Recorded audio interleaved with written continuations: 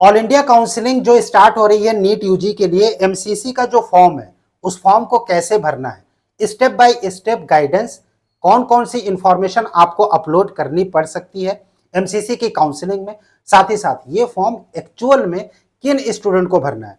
जो NEET qualified है, government medical colleges के लिए जाना चाहते हैं उनको भरना है, प्राइवेट में जो जाना चाहते हैं उनको भरना है कि नहीं भरना है, स्टेट प्राइवेट कॉलेजेस वालों को भरना है कि नहीं भरना है, इन सभी के बारे में एमसीसी ऑल इंडिया कोटा की राउंड 1 की जो काउंसलिंग हो रही है, इसमें जो रजिस्ट्रेशन प्रोसेस होता है वो registration process 1 by 1 step by step हम आपके साथ डिस्कस करेंगे कि आपको कंप्लीट रजिस्ट्रेशन बिना किसी मिस्टेक के कैसे करना है। जब आप विजिट करते हैं एमसीसी की वेबसाइट पर तो वहां पर जो होम पेज है, होम पेज पर न्यू रजिस्ट्रेशन का एक टैब है। न्यू रजिस्ट्रेशन के टैब पर जब आप क्लिक करते हैं तो वहां पर एक विंडो ओपन होकर आती है जो कि कुछ इस तरीके का होता है। अब कई सारे स्टूडेंट्स हैं जो यहाँ पर नीट यूजी रोल नंबर और पासवर्ड इंटर करने की कोशिश करते हैं और कहते हैं कि भाई ये लॉगिन क्यों नहीं हो रहा है। ये तभी लॉगिन होगा जब आप यहाँ पर नया रजिस्ट्रेशन ऑलरेडी कर चुके होंगे। न्यू रजिस्ट्रेशन के लिए क्या करना है, न्यू कैंडिडेट रजिस्ट्रेशन का एक टैब है, यहां पर आपको क्लिक करना है न्यू कैंडिडेट रजिस्ट्रेशन। जब आप क्लिक करते हैं तो ये फॉर्म आगे बढ़ता है। अब आगे कुछ गाइडलाइंस आती हैं, राइट, और यहां पर एमसीसी की ओर से ये कहा गया है प्लीज रीड केयरफुली। यहां पर जो गाइडलाइन है इसको आपको थोड़ा सा रीड करना है, राइट। यहां पर आपको ये बताना है, एग्री करना है, राइट, कि I have read all the instruction. जो भी एमसीसी की बुकलेट है, राइट, उसको हम पढ़ चुके हैं, राइट। ये नॉर्मल सी गाइडलाइंस होती हैं, राइट। और इसके अलावा जो पासवर्ड पॉलिसी है, यानी आप जो पासवर्ड चूज करेंगे वो कैसा होना चाहिए, उसके बारे में भी यहाँ पर गाइडलाइन दी गई है। इसको आप आगे बढ़ते हैं तो यहाँ पर एग्री करना है आपको, और जो एग्री करने का टैब है, यहां पर एग्री करने का टैब है, I agree, I don't agree. I agree पर जैसे ही आप क्लिक करेंगे ये फॉर्म आगे बढ़ेगा, और आगे जो फॉर्म आएगा तो यहां पर आपको न्यू कैंडिडेट रजिस्ट्रेशन का पर्सनल डिटेल आपको इंटर करना है। अब यहां पर आपको क्या क्या इंटर करना है, नीट यूजी रोल नंबर, आपका जो नीट यूजी का रोल नंबर है आपको तो वो इंटर करना है, राइट। आपका जो नीट यूजी का एप्लीकेशन नंबर है वो इंटर करना है, आपका नाम इंटर करना है, मदर नेम इंटर करना है, आपकी डेट ऑफ बर्थ इंटर करनी है, और उसके बाद सिक्योरिटी पिन यहां पर डालना है। आप यहां पर जो भी डिटेल फिल करेंगे, आपके नीट के जो रोल नंबर है और एप्लीकेशन नंबर में जो डिटेल्स, नाम और जो मदर्स नेम आपने डाल रखा था, उसको ये एमसीसी का पोर्टल मैच करेगा। अगर मैचिंग सही होगी फॉर्म आगे बढ़ेगा, अगर मैचिंग सही नहीं होगी तो फिर ये फॉर्म आपका आगे नहीं बढ़ेगा। ये सारी डिटेल डालने के बाद जब आप फॉर्म को आगे बढ़ाएंगे तो उसके बाद कुछ इस तरीके से जो पोर्टल है वो नजर आएगा। न्यू कैंडिडेट रजिस्ट्रेशन 2024 का ये जो सेशन है उसके लिए न्यू कैंडिडेट रजिस्ट्रेशन पर जो आपका डिटेल्स आएगी वहां पर आपका नीट यूजी का रोल नंबर होगा, राइट। इसके अलावा एप्लीकेशन नंबर मेंशन होगा, कैंडिडेट का नाम आपने जो लिखा होगा वो मेंशन होगा, mother name, date of birth mention होगा, और साथ ही साथ यहां पर अगर आप देखेंगे तो आपका जो mobile number and email address है वो यहां पर मेंशन होगा, राइट। अब यहां पर अगर आप देखें तो ये जो मोबाइल नंबर है उसकी कुछ फर्स्ट एंड लास्ट डिजिट आपको दिख जाएगी, और ईमेल आईडी का फर्स्ट और लास्ट कुछ डिजिट दिख जाएगी, और उसके बाद आपको देखना है, कंफर्म करना है, और उसके बाद आपको पासवर्ड बनाना है। जो पासवर्ड बनाने के लिए आपके पास ऑप्शन आएगा, राइट, यहां पर चूज योर पासवर्ड, राइट, और पासवर्ड यहां पर आपको बनाना है और कंफर्म पासवर्ड करना है, और उसके बाद आपको फॉर्म को आगे बढ़ाना है, राइट। ये देखिएगा, अगर आप यहां पर, ये आपको स्टेप बाय स्टेप दिख जाएगा। वेरिफिकेशन ऑफ मोबाइल नंबर और email address is mandatory to get registered successfully. आपका जो मोबाइल नंबर था नीट के एप्लीकेशन में और आपने जो ईमेल एड्रेस नीट के एप्लीकेशन में डाला था, उन दोनों को भी वेरीफाई कराना यहां से बहुत जरूरी है। यानी आपको अपना मोबाइल नंबर और ईमेल आईडी दोनों जो है वो वेरीफाई कराना है। पासवर्ड आपको यहां पर इंटर करना है, और उसके बाद आपको सिक्योरिटी पिन डालनी है, राइट। और सिक्योरिटी पिन डालने के बाद ये फॉर्म आपका आगे बढ़ेगा। पासवर्ड आपका कैसा होना चाहिए उसके लिए गाइडलाइन यहां पर आपको नजर आ जाती है।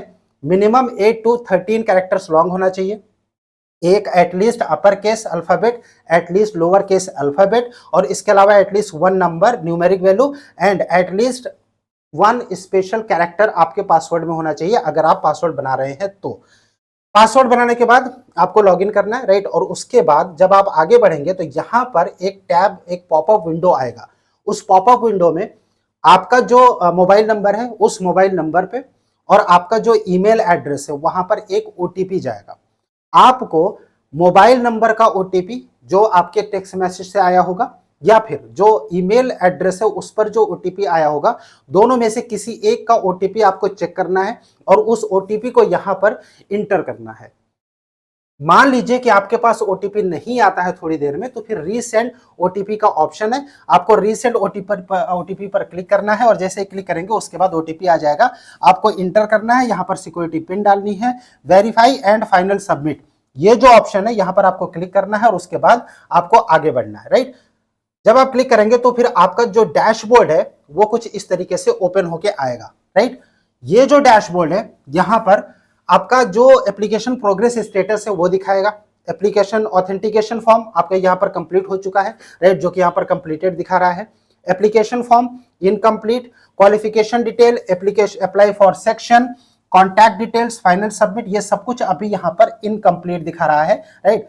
मैं थोड़ा सा इसको जूम आउट कर देता हूं ताकि आप लोग आसानी से इसको देख सकें। उसी के साथ साथ यहां पर अगर आप देखेंगे तो लेफ्ट साइड में आपको कुछ टैब मिलेंगे। पहला tab view edit authentication form, जो कि आपका कंप्लीट हो चुका है। एप्लीकेशन फॉर्म, यहां से आप डायरेक्ट क्लिक करके एप्लीकेशन फॉर्म पर जा सकते हैं।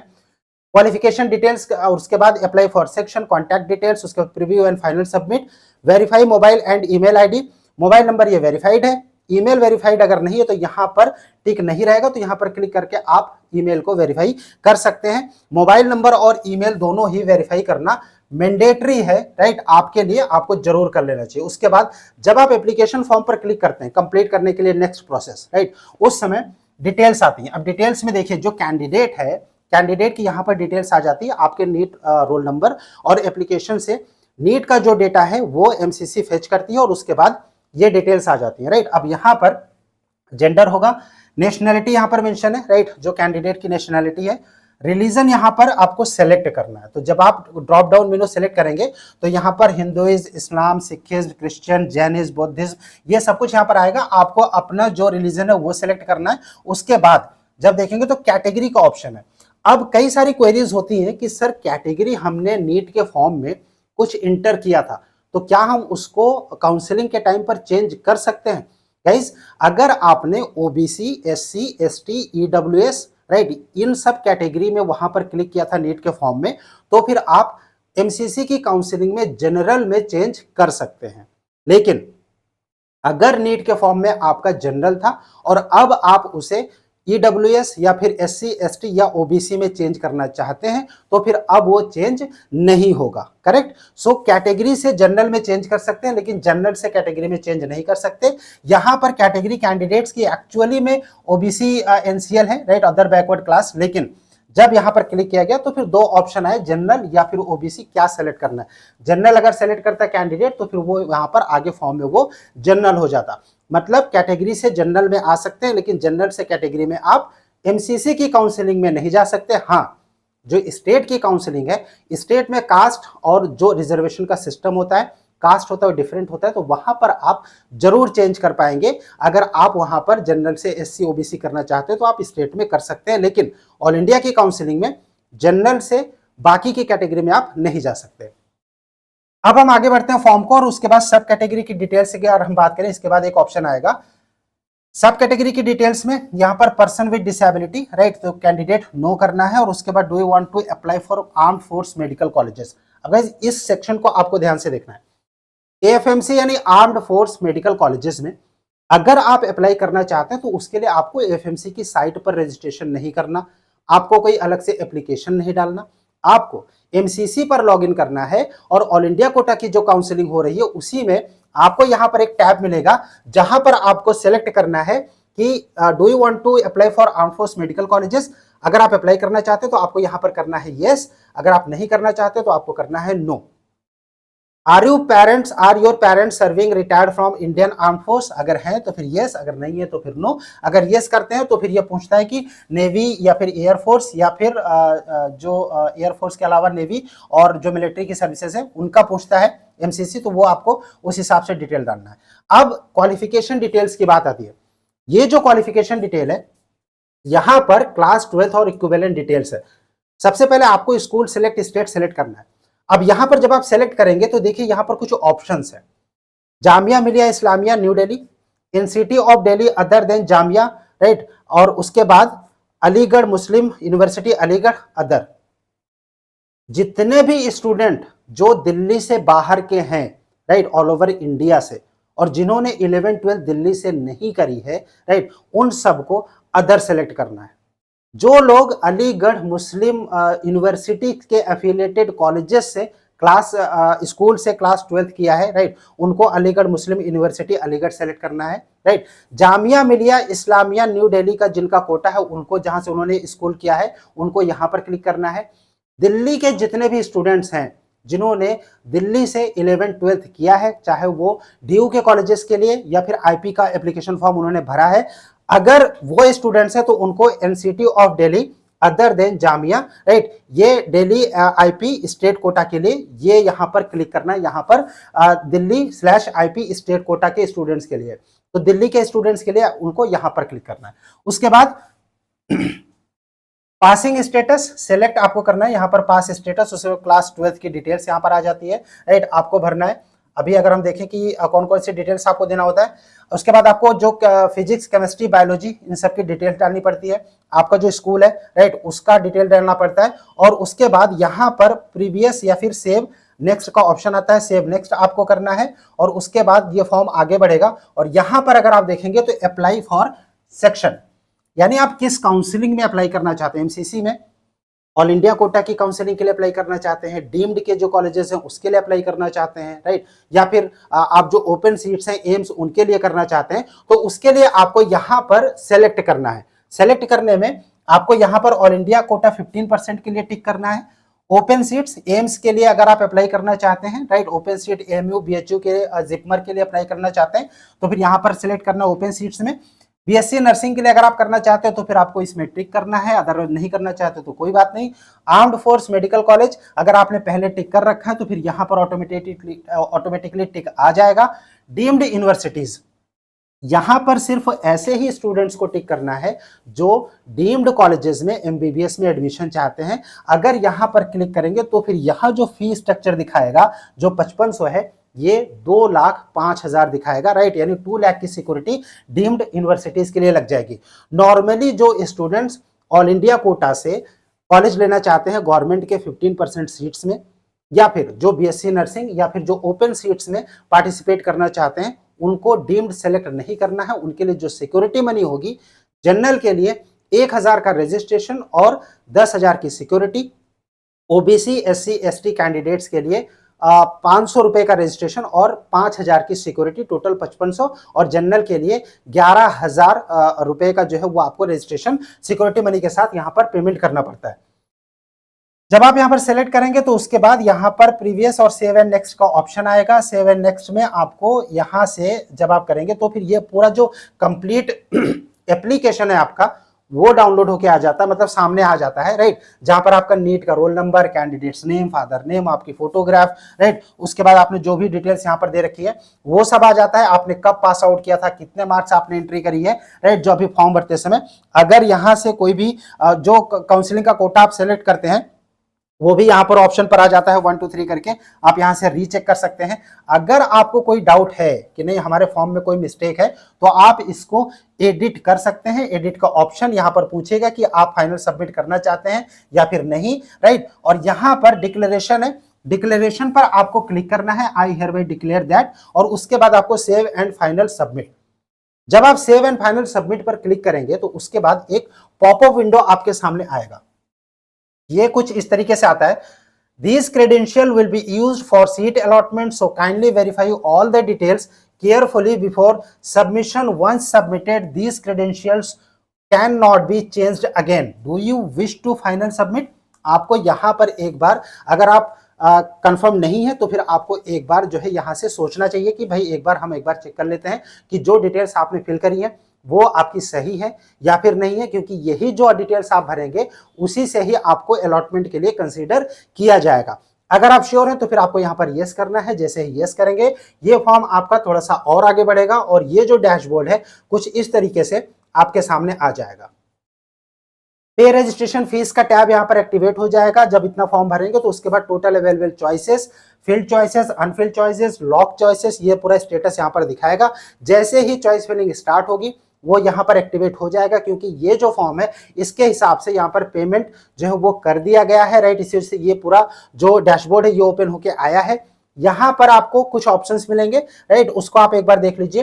पे रजिस्ट्रेशन, जब तक आप रजिस्ट्रेशन फीस पेमेंट नहीं करेंगे तब तक आपका फॉर्म जो है वो कंप्लीट नहीं होगा, और ऐसे केस में सबसे पहले आपको पे रजिस्ट्रेशन फीस पर क्लिक करना है और आपको अपना फीस पे करना है।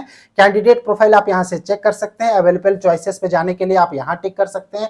चॉइस फिलिंग का ऑप्शन यहां पर आप क्लिक करेंगे, चॉइस फिलिंग का ऑप्शन आ जाएगा। चॉइस लॉकिंग के लिए यहां पर आप कर सकते हैं, और उसके बाद जब रिजल्ट आ जाएगा उसके बाद सीट अलॉटमेंट रिजल्ट, जिस दिन रिजल्ट डिक्लेयर होगा उसके बाद जब अलॉटमेंट लेटर आपको डाउनलोड करना होगा ऐसे कैंडिडेट्स को जिनको अलॉटमेंट हुआ है, तो वो अपना स्टेटस यहां से सीट अलॉटमेंट रिजल्ट के बटन पर क्लिक करके देख सकते हैं कि उनको अलॉटमेंट किस कॉलेज में हुआ है या फिर हुआ भी है या नहीं हुआ है, राइट। और उसके बाद व्यू डाउनलोड लेटर्स, यहां से सिस्टम जनरेटेड लेटर्स का ये टैब है। आप कोई भी जो आपको अलॉटमेंट हुआ है, राइट, या फिर आपने ऑनलाइन रिजाइन किया है, तो उस केस में आप यहां से डाउनलोड लेटर्स का जो टैब है इसको यूज करके उसको डाउनलोड कर सकते हैं। मोबाइल नंबर, ईमेल आईडी, ये आपको वेरीफाई कराना जरूरी है, जैसे कि मैंने पहले भी बताया, राइट, कि आपको यहां पर जो मोबाइल नंबर है और ईमेल आईडी है उसको वेरीफाई कराना है। ये डैशबोर्ड आता है, और उसके बाद जब आप फीस पेमेंट के सेक्शन पर जाते हैं तो फिर ये सेलेक्ट मोड ऑफ पेमेंट, आपको ऑनलाइन पेमेंट सेलेक्ट करना है। आई एग्री पर क्लिक करना है, और उसके बाद प्रोसीड का बटन है, प्रोसीड पर क्लिक करना है। अब यहां पर देखिए, यहां पर रजिस्ट्रेशन फीस पेमेंट करने के लिए जो ऑप्शन दिए गए हैं उसमें कुछ बैंक के नाम लिखे हैं, DBS bank, payment gateway, HDFC bank, standard chartered, union bank of India. कई बार स्टूडेंट्स और गार्जियन कंफ्यूज हो जाते हैं कि भाई हमारा अकाउंट तो इन बैंक में है नहीं, तो फिर हम पेमेंट कैसे करेंगे। तो गाइज, ये पेमेंट क्या गेटवे है, ये किसी बैंक का नहीं है कि क्या आपका अकाउंट इसी बैंक का होना चाहिए तभी पेमेंट होगा, ऐसा नहीं है। ये पेमेंट गेटवे है, राइट। तो आप किसी भी गेटवे का यूज करके रजिस्ट्रेशन फीस जो है वो पेमेंट कर सकते हैं। आपका अकाउंट या फिर आपका डेबिट कार्ड, क्रेडिट कार्ड किसी भी बैंक का क्यों ना हो, लेकिन आप इनमें से किसी एक बैंक का पेमेंट गेटवे यूज करके आप आगे पेमेंट को प्रोसीड कर सकते हैं। प्रोसीड फॉर पेमेंट का ऑप्शन है, आपको यहां पर क्लिक करना है, और उसके बाद यहां पर कंप्लीट जो रजिस्ट्रेशन फीस है जो आपको पे करना है, डीम्ड के केस में 2,05,000, ऑल इंडिया कोटा के केस में और बाकी जो ओपन सीट है उन सब के कोटा के केस में आपको जनरल कैंडिडेट्स के लिए 11,000, ओबीसी एससी एसटी के लिए 5500 का पेमेंट यहां पर करना जैसे पड़ता है। उसके बाद ये जो ऑप्शन है, जब आप पेमेंट कर देंगे तो ये फाइनली आपके सामने ये आएगा, your transaction has been completed successfully, right, क्योंकि ये यहां पर पेमेंट किया गया। तो उसके बाद ये ऑप्शन आ गया है, गो बैक पर आपको क्लिक करना है, और उसके बाद ये जो आपका होम पेज है एमसीसी का वो ओपन होकर आ जाएगा। इस तरीके से आपका जो रजिस्ट्रेशन है वो कंप्लीट हो जाता है। यहां पर अगर आप देखेंगे तो एक चीज मेंशन है, your current session will be expired with in 11:30 minutes, right. मतलब कि अगर 12 मिनट का ये पूरा जो टाइम होता है, राइट, और ये 12 मिनट के अंदर अगर आप कोई भी एक्टिविटी नहीं करते हैं इस पोर्टल पर, मतलब आइडल रखते हैं, तो आपका जो पोर्टल है वो ऑटोमेटिकली ये एक्सपायर हो जाएगा और ये लॉग आउट हो जाएगा। तो ऐसे केस में आपको फिर से लॉगिन करना पड़ेगा। लॉगिन करने के लिए आपका जो मोबाइल नंबर है जो आपने नीट के एप्लीकेशन फॉर्म में भरा था, ईमेल आईडी जो आपने नीट के एप्लीकेशन फॉर्म में भरा था, उसी से ही आप लॉगिन कर पाएंगे, क्योंकि ओटीपी उसी मोबाइल नंबर या फिर ईमेल पर आएगा, राइट। और किसी दूसरे मोबाइल नंबर पर आपका ओटीपी नहीं जाएगा, दूसरे मोबाइल नंबर से आप लॉगिन नहीं कर सकते। अगर आपका मोबाइल जो उस समय था और ईमेल आईडी दोनों इस वक्त अगर एक्टिव नहीं है जो नीट के फॉर्म में भरा था, तो फिर आप एमसीसी की साइट पर लॉगिन नहीं कर पाएंगे। ऐसे केस में आपको एमसीसी से कांटेक्ट करना पड़ेगा। अब जब रजिस्ट्रेशन ऑलरेडी स्टार्ट हो चुका है तो आप आसानी से इस पूरे वीडियो को देखकर रजिस्ट्रेशन कर सकते हैं। बात आती है कि भाई किसे करना है। जिनको ऑल इंडिया कोटा से गवर्नमेंट मेडिकल कॉलेजेस में ऑल ओवर इंडिया में एडमिशन लेना है वो अप्लाई कर सकते हैं। जिनको डीम्ड कॉलेजेस में लेना है वो अप्लाई कर सकते हैं। किसी भी स्टेट की स्टेट प्राइवेट कॉलेजेस जो हैं वहां पर अगर आप एडमिशन लेना चाहते हैं तो फिर आपको एमसीसी का ये फॉर्म नहीं भरना है। लेकिन अगर आप ऑल इंडिया कोटा के थ्रू एडमिशन लेना चाहते हैं वो भी गवर्नमेंट कॉलेजेस में, तो फिर आपको ये फॉर्म भरना है। आपके रैंक पर और आपके मार्क्स पर अब कॉलेज कौन सा मिलेगा फॉर्म भर जाने के बाद, उसके लिए आपको विजिट करना है medcoving.com। medcoving.com की ऑफिशियल वेबसाइट आज ही विजिट कर लीजिए। वहां पर आपको कॉलेज प्रेडिक्टर मिल जाएगा, जिसमें कि आप अपने रैंक पर ये गेस कर सकते हैं कि आपको कौन से कॉलेज मिलने के चांसेस हैं। One of the best predictor जो अवेलेबल है मार्केट में इस वक्त इंडिया का बेस्ट प्रेडिक्टर आप बोल सकते हैं, क्योंकि जो एनालिटिक्स उसमें मेडकाविंग के प्रेडिक्टर में यूज की गई है पिछले 2 साल के ट्रेंड एनालिसिस के बेस पे मोर देन 45,000 स्टूडेंट्स अभी तक उसको यूज कर चुके हैं। और one of the best predictor, क्योंकि ये आपके रैंक के ऊपर क्या अलॉटमेंट हो सकते हैं और नीचे क्या अलॉटमेंट हो सकते हैं उसकी कंप्लीट लिस्ट प्रोवाइड करता है। विजिट कीजिए medcoin.com। कोई क्वेश्चन होता है, कुछ पूछना चाहते हैं, कमेंट बॉक्स में कमेंट कीजिए या फिर स्क्रीन पर जो नंबर शो रहा है इस नंबर पर आप हमें व्हाट्सएप भी कर सकते हैं। Stay tuned with us. Thank you for watching मेडकाविंग। Thanks a lot.